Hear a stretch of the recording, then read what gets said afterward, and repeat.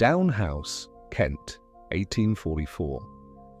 A man in his mid-30s sits at a desk cluttered with beetle specimens and pigeon breeding notes.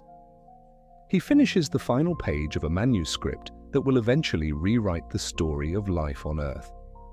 He folds it and seals it. He writes a short note to his wife, instructions for what to do with it if he dies before he finds the courage to publish. Then he locks it in a drawer.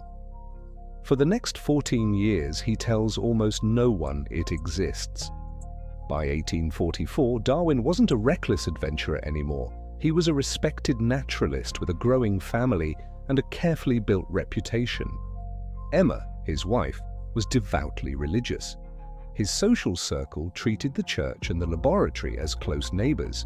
He had everything a man could want to protect, which meant he also had everything a controversial idea could destroy.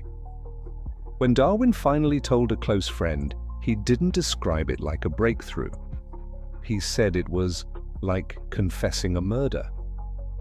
The moment he started speaking in the language of guilt was the moment the fear stopped being hypothetical. So Darwin did what disciplined, frightened people often do. He buried himself in more research. For 8 years, he immersed himself in the anatomy of barnacles. It looked like diligence. It functioned like a hiding place. Research is supposed to bring you closer to being ready. His was quietly designed to keep him from ever arriving. In June 1858, a package arrived from a naturalist named Alfred Russel Wallace, writing from the Malay archipelago.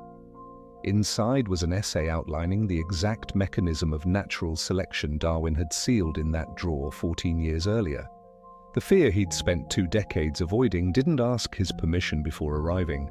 It simply showed up in the Morning Post. The same summer, tragedy compounded the pressure. Darwin's young son, Charles Waring, died of scarlet fever. He was too devastated to attend the reading at the Linnean Society, where his and Wallace's ideas were presented jointly.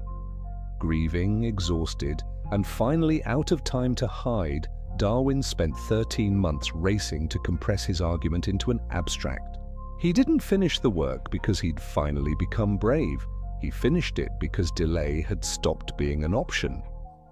On November 24, 1859, On the Origin of Species went on sale, and the entire first printing sold out in a single day. Within months, the world was locked in furious debate, most famously at Oxford in 1860. Thomas